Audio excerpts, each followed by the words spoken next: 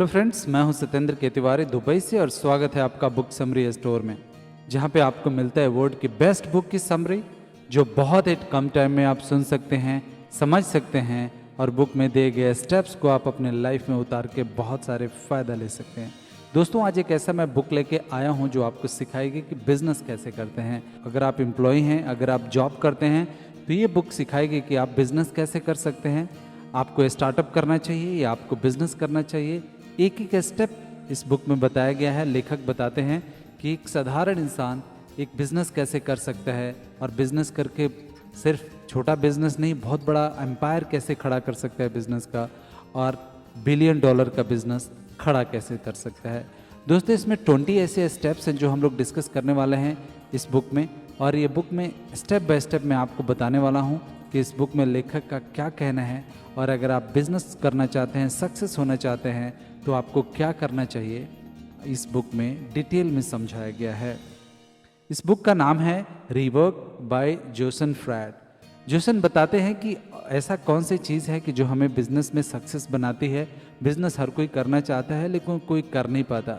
कोई सोचता है कि मैं स्टार्टअप करूं या बिजनेस करूं या क्या करूं, कैसे करूं, वो क्लियर उसको आइडिया और पिक्चर नहीं उसके दिमाग में क्लियर होती, उसको पाथ क्लियर नहीं होता, इसलिए वो सक्सेस नहीं हो पाता। इस बुक में डिटेल में बताया गया है कि आप कैसे बिजनेस कर सकते हैं, स्टेप बाय स्टेप समझाया गया है।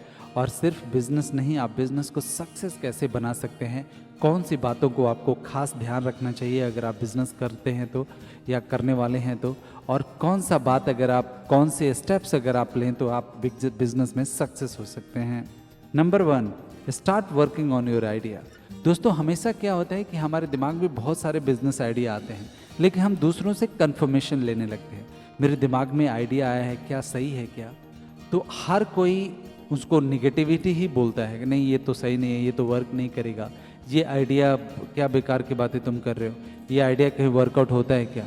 तो आपको सिर्फ अपने आइडिया पे सिर्फ खुद को बिलीव करना पड़ेगा और उस पर आपको खुद काम करना शुरू कर देना चाहिए, न कि आपको दूसरों से वेरीफाई करके कि ये आइडिया सही है या नहीं है। दोस्तों, बिजनेस का आइडिया एक ऐसी चीज़ होती है कि आपके दिमाग में सबसे पहले आके शुरू होती है। कोई भी बिजनेस अगर आप फर्स्ट टाइम करते हैं तो उसमें सक्सेस होने के चांसेस ज़्यादा हो जाते हैं। दोस्तों, जैक मा बोलते हैं, जो अलीबाबा ग्रुप के फाउंडर हैं, वो बोलते हैं कि अगर आप रियली लाइफ में सक्सेस होना चाहते हैं तो आपको 2 चीज़ें हमेशा ध्यान रखनी है, और 2 ही लोग सक्सेस हो सकते हैं इस पूरे दुनिया में। एक वो जो बिजनेस फर्स्ट टाइम करता है, जो मतलब स्टार्टअप होता है, कुछ भी ऐसा काम कर रहे हैं जो मार्केट में आपके अलावा कोई नहीं कर रहा है, या तो तब आप सक्सेस हो सकते हैं।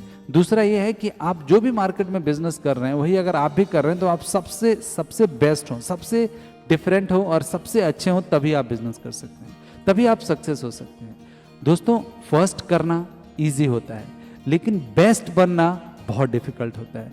दोस्तों, मार्केट में आपसे बढ़ के, हमसे बढ़ के, एक से बढ़ के एक बिजनेसमैन है, बिजनेस आइडिया वाले लोग हैं, मेहनत करने वाले लोग हैं। उनमें से बेस्ट बनना ये डिफिकल्ट है, लेकिन फर्स्ट बनना वो इजी है। तो आपके दिमाग में कुछ ऐसा आइडिया आ रहा है जो ऑर्डिनरी है, जो किसी ने सुना नहीं है, तो वैसे आइडिया अगर आप किसी के साथ डिस्कस करते हैं तो डेफिनेटली वो आइडिया उसको समझ में नहीं आएगा, और अपने हिसाब से वो आपको ज्ञान देगा कि नहीं, ये आइडिया में तो प्रॉब्लम है, ये आप आइडिया कैसे कर सकते हैं, ये आइडिया तो सही नहीं है, ये आइडिया में हमेशा आपको प्रॉब्लम होएगा, हमेशा कोई दिक्कत होएगी, आप अनसक्सेस हो जाएंगे, और ये करके फिर आपकी मोटिवेशन कम हो जाती है और आप छोड़ देते हैं। तो अगर आप लाइफ में कुछ करना चाहते हैं तो इन बातों को आप खास ध्यान रखें कि आप अपने आइडिया अपने पास ही रखें और उस पर सिर्फ आप काम करें, उस पर आप एक एक दिन उस पर काम करके आप उसको सक्सेस कैसे कर सकते हैं उस पर काम करें। Number 2, learn from your success.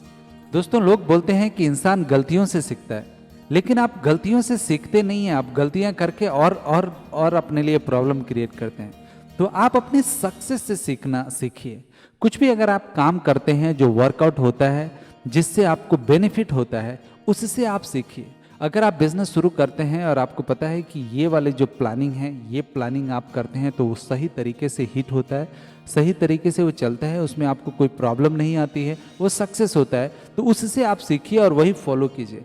अगर वो आप फॉलो करते हैं तो आपको सक्सेस होने से कोई नहीं रोक सकता, क्योंकि आपने ऑलरेडी देखा है, आपने एक्सपेरिमेंट किया है कि ये वाला आइडिया आपने लगाया, ये वाले स्टेप्स आपने किए, ऐसे प्लानिंग आपने की और वो सक्सेस हुआ, तो उसी से आप सीखते जाइए।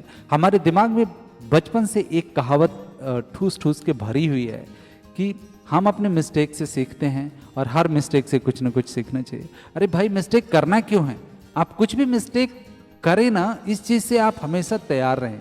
वो तो है कि ठीक है, अनफॉर्चुनेटली अगर मिस्टेक हो गया तो वहाँ से हमें सीखना है, बट हमें प्रिपेयर रहना है और हमें अपने सक्सेस से सीखना है, ना कि मिस्टेक से। हमारे दिमाग ऐसा प्रोग्राम किया गया है कि हमें मिस्टेक करना है, कोई बात नहीं, फिर उससे हम लोग सीख लेंगे। नहीं, एक मिस्टेक आप करते हैं तो उसके बहुत बड़ा कॉस्ट होता है, बहुत बड़ा प्राइस होता है, वो प्राइस आपको पे करना होता है। तो आप मिस्टेक्स को अवॉइड कीजिए, आप अपने सक्सेस से सीखिए। जो भी आप काम करते हैं उसमें छोटा सा भी अगर आपको सफलता मिलती है तो उससे आप सीखिए। अगर आपको उससे सफलता नहीं मिलती है तो डेफिनेटली उसको आप चेंज कीजिए, उसकी प्लानिंग चेंज कीजिए, उसके रास्ता चेंज कीजिए। और उसको जब आपको रास्ता चेंज होता है, अगर आप दूसरा स्टेप्स लेते हैं, उसमें आपको सक्सेस मिलता है, तो उस सक्सेस से आपको सीखना चाहिए। Number 3, learn from your success, minimize your mistake. आप सक्सेस कितना भी बड़ा हो, उसको छोटा हो बड़ा हो, उससे आप सीखिए। आप अपने मिस्टेक को मिनिमाइज कीजिए। सबसे पहले आप उसको टेस्ट कीजिए, फिर आप उसको सक्सीड कीजिए, फिर उसको आप बड़ा कीजिए। जब कोई भी चीज़ आप टेस्ट करते हैं, खुद कोई भी चीज़, अगर आप किसी चीज़, कोई प्रोडक्ट आप बनाते हैं, वो प्रोडक्ट आप खुद यूज़ करते हैं तो आपको अच्छा लगता है, फिर आप दूसरों को देते हैं, 10 आदमी 20 आदमी को, उनको भी अच्छा लगता है, फिर उसको बड़े स्केल पे, बड़े पैमाने पे उसको बाजार में आप उतारते हैं, तो फिर वो सक्सेस होता है। तो इसलिए आप हमेशा इस बातों को ध्यान रखिए कि कोई भी काम हो, कैसा भी हो, शुरुआत अपने से कीजिए, एक छोटे से अपने से पहले टेस्ट कीजिए, फिर आप उसको सक्सीड कीजिए और फिर उसको बड़े स्केल पे कीजिए। Number 4, take quick decision. दोस्तों, ये भी एक बहुत बड़ा रीज़न है ना सक्सेस होने का, कि हम रिस्क नहीं लेना चाहते, हम डिसीजन नहीं लेते हैं, हम गोल मटोल की आदतों में उलझे रहते हैं। हम अपना एक सर्कल डिसाइड बना लिए हैं, हमें पता है कि ये करना है, लेकिन जब भी हमारे लाइफ में कोई डिसीजन लेने का मौका आता है तो हम उसको टाल देते हैं। अच्छा यार, इसमें तो बहुत टेंशन हो रही है, अच्छा चलो कल देखते हैं। हम कुछ डिसीजन ही नहीं ले पाते। दोस्तों, आपको क्विक डिसीजन लेना पड़ेगा। जब आप क्विक डिसीजन लेते हैं, कोई भी बिजनेस में आप क्विक डिसीजन लेते हैं, तो 2 चीज़ें होती हैं, या तो आपको वो अच्छा डिसीजन होता है और वो आप एक स्टेप आगे बढ़ जाते हैं और आप सक्सेस हो जाते हैं, और अगर गलत डिसीजन रहता है तो वहाँ से कुछ ना कुछ आप सीखते हैं और दोबारा वो मिस्टेक आप नहीं करते हैं। लेकिन आपको डिसीजन लेना पड़ेगा। अगर आप डिसीजन नहीं ले हैं तो आप ले रहे हैं तो आप वहीं के वहीं पे खड़े हैं जहाँ पे आप थोड़ी देर पहले खड़े थे या कुछ दिनों पहले खड़े थे। तो अगर आप कुछ भी ऐसे लाइफ में चैलेंजेस आए, कुछ भी ऐसे आपके बिजनेस में चैलेंजेस आए जहाँ पे आपको डिसीजन लेने पड़े, तो आपको इमीडिएटली उसको डिसीजन लेनी चाहिए। और जब आप इमीडिएटली डिसीजन लेते हैं तो आप अपने अपॉर्चुनिटी को एकदम सही टाइम से बटन दबाते हैं। दोस्तों, कहते हैं कि हर किसी के लाइफ में, चाहे कोई भी हो, छोटा आदमी हो, बड़ा हो या कोई भी हो, उसके लाइफ में एक ऐसा अपॉर्चुनिटी आता है कि उसके पास उसकी किस्मत उसके दरवाज़ा खटखटाती है। और जब किस्मत दरवाज़ा खटखटाती है तो आपको तैयार होना चाहिए अपना दरवाज़ा खोलने के लिए, क्योंकि दोस्तों ये अपॉर्चुनिटी सिर्फ एक बार ही मिलती है लाइफ में, दूसरा कभी ये मिलना ही नहीं है। इसलिए आप हमेशा तैयार रहिए, हमेशा क्यूरियस रहिए कि कब मेरे लाइफ में वो किस्मत मेरी दरवाज़ा खटखटाएगी। और जब भी आपकी किस्मत आपके दरवाज़ा खटखटाए तो आप उसको पहचान पाएँ, आप अपना उस दरवाज़ा को खोल पाएँ। अगर आप वो नहीं पहचान पा रहे हैं, अगर आपको पता नहीं है कि आपका दरवाज़ा कब खुलना है, कब आपकी किस्मत दरवाज़ा खटखटा रही है, तो हो सकता है कि आप लाइफ में कभी सक्सेस ना हो पाएँ। और जब आपकी अपॉर्चुनिटी आपके सामने आए फिर भी आप डिसीजन ना ले पाएँ और किस्मत आपकी दरवाज़ा खटखटाए, आपको पता है कि हाँ कुछ है, बट आप दरवाज़ा ही ना खोलें। इसलिए आप ध्यान रखिए, कभी भी ऐसा सिचुएशन है जहाँ पे आपको डिसीजन लेने की ज़रूरत है, आपको इमीडिएटली डिसीजन ले लेना चाहिए। Number 5, don't run after expansion. दोस्तों, हमेशा किसी चीज़ को बड़ा करने की कोशिश मत कीजिए कि मुझे बड़ा ही करना है। कोई भी बिजनेस हो, छोटा हो या बड़ा हो, आप उसको स्केल देखिए कि आप कमा कितना रहे हैं। ऐसा बहुत बार हुआ है कि आप बिजनेस इतना बड़ा हो गया है कि वो बर्डन हो गया है और वहीं से कंपनी का डूबना शुरू हो जाता है। तो कोई भी आप बिजनेस कर रहे हैं तो कोई ज़रूरी नहीं है कि वो बड़ा हो, छोटा भी बिजनेस बहुत बड़ा प्रॉफिट आपको दे सकता है, बहुत बड़ा आपको मुनाफा दे सकता है।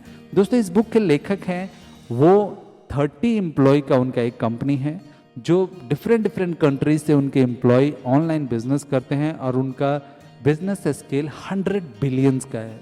दोस्तों बिलीव कीजिए 30 बंदे मिलके, 30 एम्प्लॉय मिलके डिफरेंट कंट्री से ऑनलाइन वर्क करके और एक कंपनी खड़ा की और जिसकी वैल्यूएशन आज के डेट में 100 बिलियन है, 100 बिलियन यूएस डॉलर। सो दोस्तों कोई ज़रूरी नहीं है कि कंपनी बड़ा हो और तभी आप कमा सकते हैं या तभी आप बिजनेस कर सकते हैं। दोस्तों जितनी बड़ी कंपनी होती है, जितनी बड़ी उसके फिक्स एक्सपेंसेस होते हैं, जितना बड़ा उसकी एक्सपेंसेस होते हैं, उतने चांसेस रहते हैं कि वो कंपनी डूब जाए। तो इसलिए हमेशा ये कोई ज़रूरी नहीं है कि आप बड़ा करने के पीछे भागें और बड़ा करते करते ऐसा हो जाए कि आपकी कंपनी डूब जाए। तो हमेशा ध्यान रखें कि जितना भी आपका साइज़ हो, चाहे आप 10 एम्प्लॉय का साइज़ हो या 20 एम्प्लॉय का साइज़ हो या 30 एम्प्लॉय का साइज़ हो, आप उसको मैनेज प्रॉपर करें। आप उससे अपना प्रॉफिट निकाल के आप अपना जेब में लेके आएँ, आप उसको प्रॉपर तरीके से रन करें, एक एक स्टेप उसके आप आगे जाएं, आप प्रॉफिट को रोज़ बढ़ाएं, उसको आपका प्रॉफिट के परसेंटेज बढ़ाएं और इससे अगर आपको फ़ायदा हो तो इसका मतलब आप सक्सेसफुल बिजनेस रन कर पाते हैं। दोस्तों बिजनेस करने में और स्टार्टअप में फ़र्क क्या होता है कि जब एक स्टार्टअप होता है तो वो स्टार्टअप अपनी फंडिंग दूसरों पे डिपेंड करता है और उसके दूसरे लोग फंडिंग करते हैं तो डेफिनेटली उनकी एक्सपेक्टेशन भी वैसे ही होती है और वो हमेशा बड़ा करने के चक्कर में पड़ जाते हैं और बड़ी कंपनी करने के चक्कर में बहुत सारी कंपनियाँ डूब जाती हैं। तो कोई ज़रूरी नहीं है कि बड़ा ही कंपनी जो जब रहेगी तभी आप ज़्यादा प्रॉफिट कमा पाएंगे, छोटा कंपनी नहीं कमा सकती, ऐसा कोई भी ज़रूरी नहीं है। Number 6, focus on increasing productivity. दोस्तों एक ऐसा इन्वायरमेंट बनाइए कि कितना भी आपके पास टाइम हो, आपके बंदे 6 घंटे काम कर रहे हैं या 8 घंटे काम कर रहे हैं या 10 घंटे कर रहे हैं, जितना भी घंटे आपके एम्प्लॉय काम कर रहे हैं आप उनका टाइम नहीं लें, उनसे रिजल्ट लें। आप रिजल्ट ओरिएंटेड बने, अपने एम्प्लॉय को एक क्लियर इंस्ट्रक्शन दे के रखें कि भाई मेरे को रिजल्ट चाहिए। आप 10 घंटे में जनरेट करते हो, 8 घंटे में करते हो, 6 घंटे में करते हो, ये आप देख लो। जितने जल्दी आप रिजल्ट जनरेट करोगे आप घर जा सकते हो। तो आप जब रिजल्ट ओरिएंटेड होते हैं तो आप प्रोडक्टिविटी निकालते हैं, न कि आप टाइम निकालते हैं। आप ज़्यादा टाइम के लिए काम के लिए अगर आपके एम्प्लॉय को फोर्स करते हैं, उनको ज़्यादा टाइम तक ऑफिस में रुकवाते हैं, ज़्यादा मेहनत करने के बोलते हैं तो वो थक जाते हैं, मेंटली वो खुश नहीं रहते, वो डिप्रेशन में रहते हैं, वो स्ट्रेस में रहते हैं और इससे उनकी प्रोडक्टिविटी कम हो जाती है। तो जब आप सिर्फ प्रोडक्टिविटी पे फोकस करते हैं तो वो आराम से वो प्रोडक्टिविटी निकाल के देते हैं, जिससे आपकी कंपनी भी चलती है और आपको ज़्यादा प्रॉफिट भी होता है। Number 7, bring a significant improvement. दोस्तों कल हम क्या थे, आज उससे बेहतर होना चाहिए। दोस्तों कोई भी ऐसा कंपनी नहीं है, कोई भी ऐसा चीज़ नहीं है, कोई भी ऐसा सिस्टम नहीं है जिसमें इम्प्रूव नहीं किया जा सके। हर दिन कुछ ना कुछ इम्प्रूव करना है। कल से हमने क्या आज इम्प्रूव किया है, दैट्स मैटर। आपको धीरे धीरे एक एक स्टेप अपने आप को इम्प्रूव करना है, अपनी कंपनी को इम्प्रूव करना है, अपने सिस्टम को इम्प्रूव करना है। कोई ज़रूरी नहीं है कि हमने एक सिस्टम बना दिया वही हमेशा चलना है और उसी पे हमें रहना है, नहीं, हमें उसको टाइम के साथ चेंज भी करना पड़ता है क्योंकि टाइम बदल रहा है, आपके एम्प्लॉय बदल रहे हैं, आपके बिजनेस का तरीका बदल रहा है, कस्टमर बदल रहे हैं, बिजनेस का साइज बदल रहा है, तो आपके डिसीजन, आपकी पॉलिसीज़ भी आपकी कंपनी के उसी हिसाब से चेंज होनी चाहिए। Number 8, build a product that solve your problem. दोस्तों हमेशा कोई ऐसी चीज़, ऐसा बिजनेस शुरू करें जो आपकी प्रॉब्लम सॉल्व करती हो। कोई भी ऐसा प्रॉब्लम आपको नज़र आती है कि भाई इससे मेरे को बहुत प्रॉब्लम हो रही है और उसका सॉल्यूशन अगर आप लेके मार्केट में आते हैं तो आपके जैसे पता नहीं कितने हजारों लाखों कस्टमर्स आपके हैं जो आपके जैसे प्रॉब्लम से वो जूझ रहे हैं, तो वो तो डायरेक्ट आपके क्लाइंट बनेंगे। तो कोई भी बिजनेस शुरू करने से पहले आप ये डिसाइड करें कि कौन सी प्रॉब्लम्स आपको फेस करना पड़ता है, कौन सी प्रॉब्लम को आप फेस करते हैं और उसका सॉल्यूशन आप चाहते हैं, वही सॉल्यूशन आप मार्केट में लेके आइए। जब वो लेके आते हैं तो एक तो प्रैक्टिकली आप उस प्रॉब्लम को समझते हैं, तो उसको आपको सर्विसेज या उसकी सॉल्यूशन आप प्रॉपर तरीके से बराबर लेके आते हैं, क्योंकि आप खुद विक्टिम हैं उस प्रॉब्लम्स का। जब वो प्रॉब्लम का सॉल्यूशन लेके आते हैं तो जितने लोग हैं आपके जैसे जिनको प्रॉब्लम है, उनको आप सॉल्व कर पाते हैं, वो आपके फिक्स क्लाइंट हो जाते हैं। तो कभी भी कोई भी बिजनेस करने से पहले अपने आप से शुरू कीजिए और ये जरूर देखिए कि आपकी जो प्रॉब्लम्स हैं वो सिर्फ आपकी नहीं हैं, आपकी सोसाइटी की है और बहुत सारे लोगों का है, और वो आपके लिए एक बहुत बड़ा बिजनेस का अपॉर्चुनिटी हो सकता है। Number 9, start building your product as soon as possible.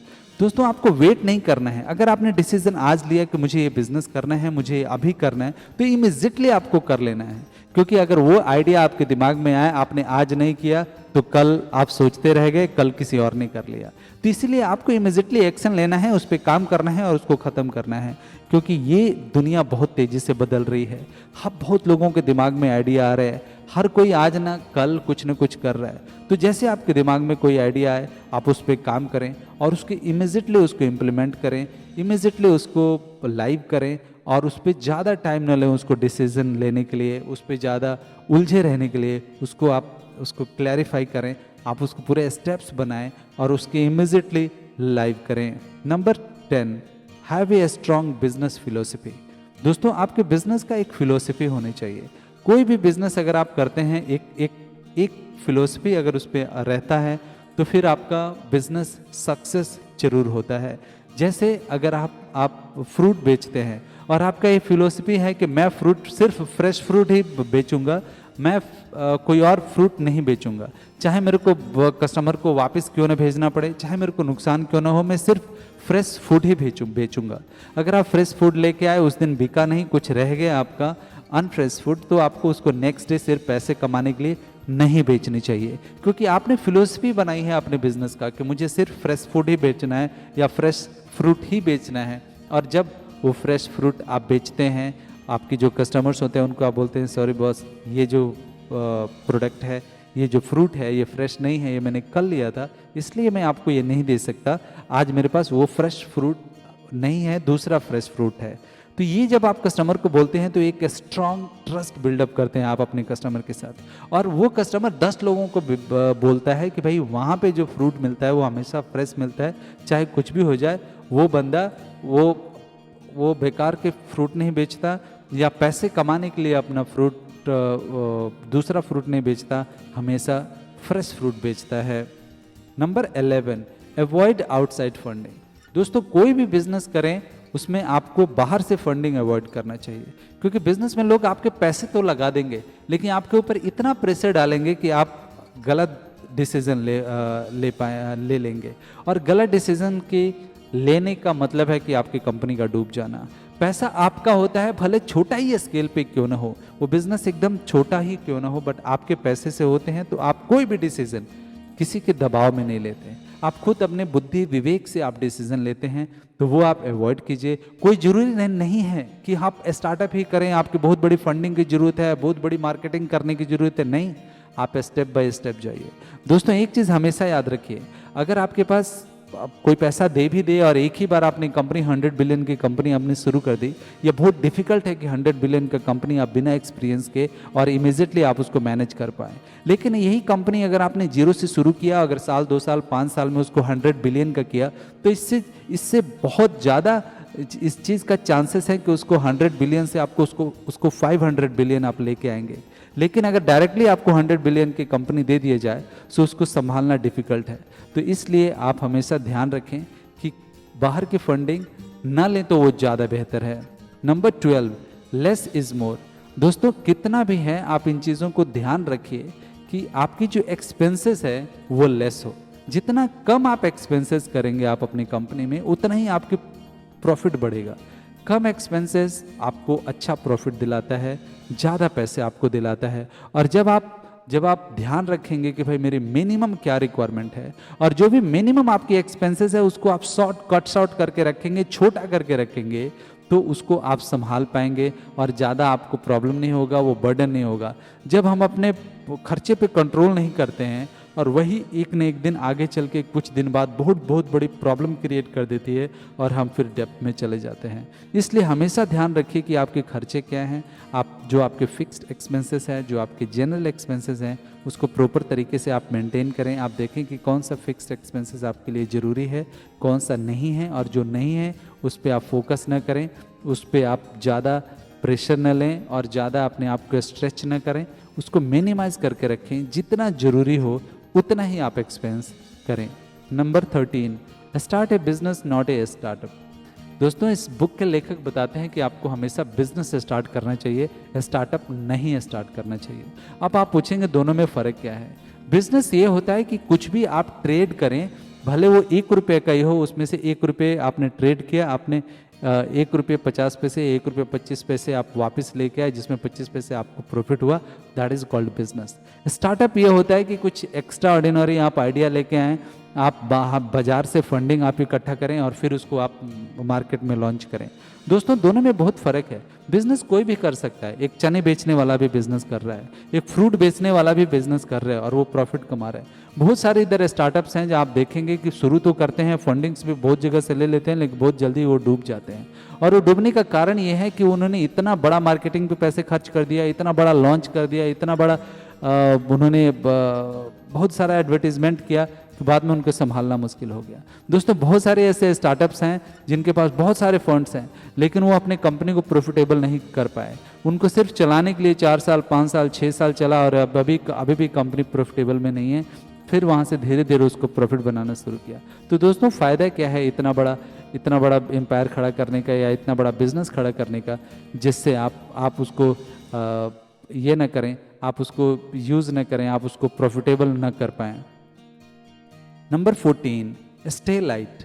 दोस्तों, आप हमेशा आपको हल्का रहना चाहिए, आपके बिजनेस को हल्का रहना चाहिए, जिसमें आपको डिसीजन लेने में प्रॉब्लम ना हो। आपके पास इतना कंट्रोल होना चाहिए हर एक चीज़ पे कि अगर आपको बिजनेस को घुमाना पड़े तो आप इमीडिएटली उसको घुमा पाएँ। आपके पास इतना ज़्यादा ये नहीं होना चाहिए कि यार ये तो मैं कर ही नहीं सकता। आपको ज़्यादा स्टाफ नहीं हो, ज़्यादा कॉन्ट्रैक्ट आप न लें, आपका डिसीजन में भी वैसा स्लो मोशन डिसीजन ना हो। आप हमेशा हल्का रहेंगे, सारी चीज़ें को क्लियर करके रखेंगे, आप कोई भी डेप्थ कंपनी पे नहीं रखेंगे, तो जितना चाहिए, जो भी चाहिए, आप डिसीजन ले सकते हैं। जिधर भी आपको कंपनी को मोड़ना है आप मोड़ सकते हैं। अगर आप उसको ज़्यादा स्ट्रेच करेंगे, ज़्यादा उस पर लोड दे देंगे, ज़्यादा उसको डेप्थ में कर देंगे, तो आपको डिसीजन लेने में परेशानी हो सकती है। Number 15, limitation are advantage.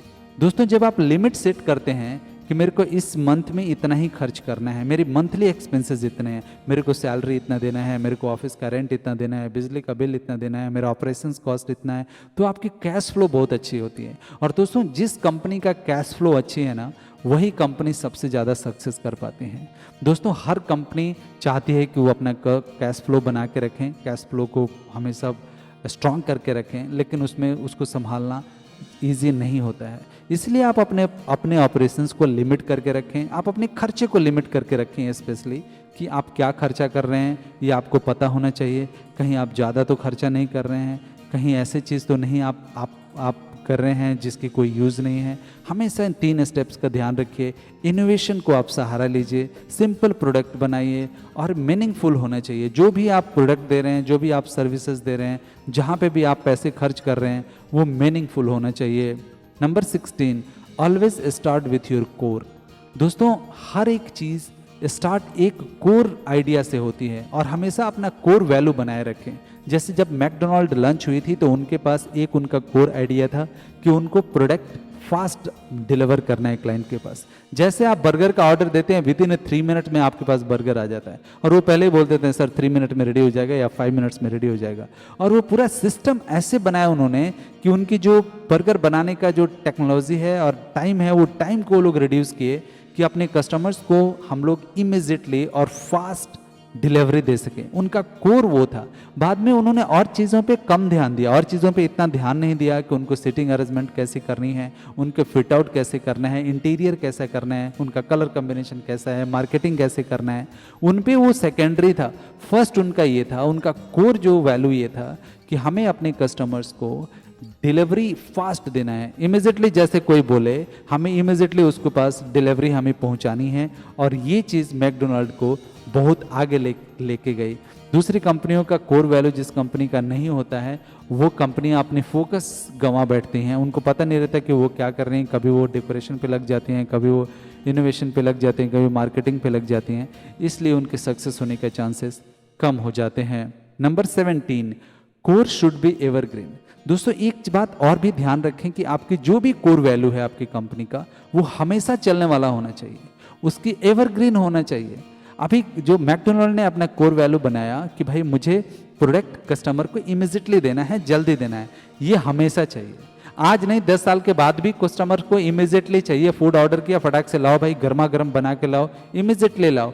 कोई ये नहीं कह सकते 5 साल बाद चलो मेरे को लेट मिलेगा तभी भी चलेगा, नहीं। तो ऐसा भी आप अपनी कंपनी का कोर वैल्यू बनाएं कि वो इमीजिएटली, वो कोर वैल्यू जो है वो एवरग्रीन होना चाहिए। और वो एवरग्रीन अगर रहेगा तो आपकी कंपनी को सक्सेस होने से कोई नहीं रोक सकता। Number 18, progress should stop. दोस्तों हमेशा आप ध्यान रखिए, number 18, progress should not stop. दोस्तों बिजनेस तो बहुत लोग कर देते हैं, लेकिन उनका क्या रहता है कि एक लिमिट में वो खेलने लगते हैं। जैसे एक दुकान किसी ने खोली और वो फिर दुकान पे बैठ गए और वो बिजनेस करने लगे और वो दुकान से पैसे कमाने लगे। दोस्तों हमेशा याद रखिए कि अगर आप आगे नहीं बढ़ रहे हैं तो मतलब आप पीछे जा रहे हैं। तो आपको आगे बढ़ता ही रहना है। आपका प्रोग्रेस कभी बंद नहीं होना चाहिए, वो एक्टिव होना चाहिए, वो चलते रहना चाहिए। अगर वो चलता है तो फिर आपका बिजनेस आगे बढ़ता है, उसमें ज़्यादा आपको प्रॉब्लम नहीं आती। आप दिन प्रतिदिन नया चीज़ सीखते हैं, नया चीज़ आप करते हैं और धीरे धीरे उस चीज़ को आगे बढ़ के आप अपने लाइफ में जो चाहते हैं वो पा सकते हैं।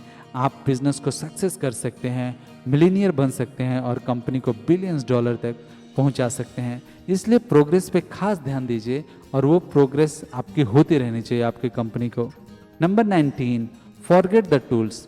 दोस्तों हमेशा याद रखिए कि आप टूल्स के पीछे ना भागें कि टूल्स क्या है, कि ये टूल रहेगा तभी मैं ये काम करूंगा, नहीं। जैसे आपको यूट्यूब वीडियो बनाना है तो पहले ही आप टूल के अरेंजमेंट में न पड़ जाएं कि मैं कौन सा माइक लूँ, कौन सा मैं टैब लूँ, या कौन सा मैं लैपटॉप लूँ, कौन सा मैं रिकॉर्डिंग सिस्टम लूँ तब मैं बनाऊंगा। वैसा कुछ नहीं होता और इससे कुछ भी फर्क नहीं पड़ता कि वीडियो आप कैसे बना रहे हैं। आपकी कंटेंट मैटर करता है कि आप क्या बना रहे हैं, उसकी रिक्वायरमेंट है कि नहीं है। तो आप हमेशा इन बातों को ध्यान रखिए कि आपके टूल्स के पीछे ना भागिए, आप अपनी वैल्यू के पीछे भागिए कि जो भी आप बना रहे हैं वो मार्केट में उसकी वैल्यू क्या है और वो कैसा चलेगा। जब ऐसे आप करते हैं तो डेफिनेटली आपकी जो आइडिया है, आपकी जो प्रोडक्ट हैं, आपकी जो सर्विसेज हैं वो मार्केट में चलता है, उसकी डिमांड बढ़ती है और तब आप अपनी कंपनी को बिलियंस डॉलर पे खड़ा कर देते हैं। Number 20, sell your by product. दोस्तों जब हमेशा कुछ हम बनाते हैं, बहुत सारी कंपनियों को आपने देखा होगा कि वो एक चीज़ से बहुत सारे चीज़ बनाते हैं। जैसे अगर आम आप लेके आए, मैंगो आप लेके आए, मैंगो के आप निकाल के जूस बनाए, उसके पत्ती, उसके जो छिलके हैं उसका कुछ और आपने बनाया, गुठलियों के आपने कुछ और बनाया। तो हर एक चीज़ को आप कहीं ना कहीं उसको यूज़ कर पाते हैं और वो प्रोडक्ट जो होता है वो प्रोडक्ट ही आपको सेल करते हैं और वो आपको प्रॉफिट में ऐड कर सकता है। सपोज अगर आप कोई भी चीज़ अगर आप बनाते हैं तो वो प्रोडक्ट के बहुत सारे जो सब प्रोडक्ट हैं, बाई प्रोडक्ट निकलते हैं और उसको भी बेच के आप बहुत सारे बिजनेस कर सकते हैं। फॉर एग्जांपल कोई भी ऐसे प्रोडक्ट अगर आप बनाते हैं, जो कोई भी ऐसा काम करते हैं जिसमें से एक प्रोडक्ट बनाने के लिए उसके बाद और भी चीज़ें निकलती हैं, उसको भी बेच के आप बिज़नेस कर लेते हैं, उससे भी आप बेचते हैं तो आपको प्रॉफिट भी मिलता है। तो ये ध्यान रखें कि सिर्फ आप मेन प्रोडक्ट के पीछे न पड़े रहें, वो मेन प्रोडक्ट बनाने के लिए और भी उसके साथ जो बाई प्रोडक्ट निकलते हैं उसको भी आप सेल कीजिए और उससे आप सेल करेंगे तो आपकी प्रॉफिट बढ़ेगा, आपकी मार्जिन बढ़ेगा और इससे ज़्यादा से ज़्यादा फ़ायदा आपको होगा। दोस्तों आशा करता हूँ ये वीडियो आपको पसंद आया होगा और अगर आप सीरियसली बिजनेस करना चाहते हैं तो आप ज़रूर इन स्टेप्स को आप अपने बिजनेस में फॉलो करेंगे। और बिलीव कीजिए दोस्तों, अगर ये स्टेप्स आप अपने लाइफ में फॉलो करते हैं, अगर आप अपने बिजनेस में फॉलो करते हैं तो आपको सक्सेस होने से कोई नहीं रोक सकता। दोस्तों ये वीडियो पसंद है तो हमारे चैनल को लाइक कीजिए, सब्सक्राइब कीजिए और शेयर ज़रूर कीजिएगा, क्योंकि हो सकता है आपकी एक शेयर से किसी की लाइफ बन जाए। Thank you.